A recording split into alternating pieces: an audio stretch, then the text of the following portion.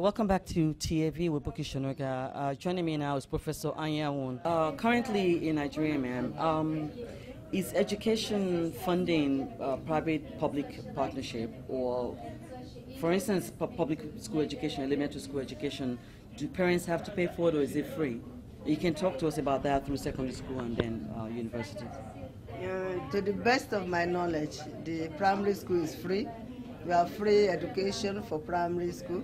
But for secondary school, I think the parents still pay some token in terms of maybe uniform and textbooks.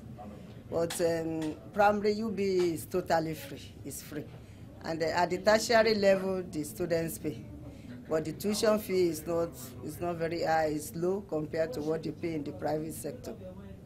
So I'm just wondering then, do you think that there is less interest in education? Is that why there's such deterioration of the education system, or the percentage of people that are actually going to school? The demand is higher than the supply. And in fact, the federal government is trying to put in place new universities now. Already the vice chancellors have been selected for those universities. About 9 of them, I think, 6 or 9, something like that.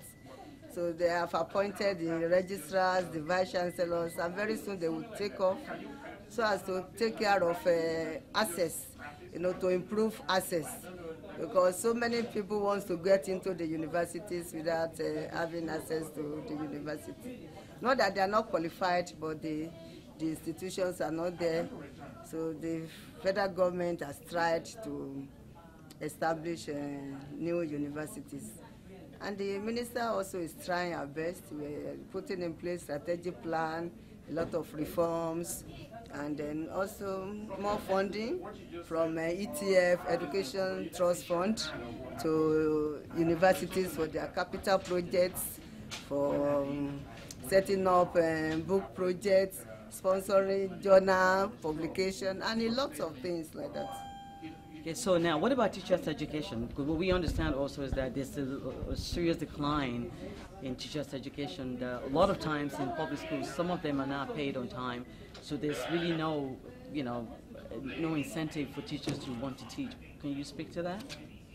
Well, I wouldn't know what the state governments are doing at the state level, okay. But at the federal level, the federal institutions, I'm sure they don't have that problem, because the Minister of Education has put in place capacity building for the teachers. In fact, I read one in our achievements for year 2010. It was stated there the number of teachers trained and a lot of career development for the teachers. Okay, thank you. And finally, the Commission on the Status of Women, this session at the UN throughout this week and part of next week. How do you think, we just came from a session on science and technology and education and increasing access to education for girls and women. How do you think this initiative would help actually improve the quality of education in Africa at large? Honestly, I enjoy every minute of the presentation, and we need to empower women in terms of their access to education, especially science and technology, because science and technology disciplines are male-dominated. We need more women as academics and as students to go for science, engineering, technology subjects, so that they can work also in high technology companies. Majority of the women are found in the informal sector because they do not have the skills, and they cannot compete favorably. So for competitiveness, we need to empower women to have education, access to education, quality education, and also science and technology and entrepreneurship. Thank you very much. Thank you very much.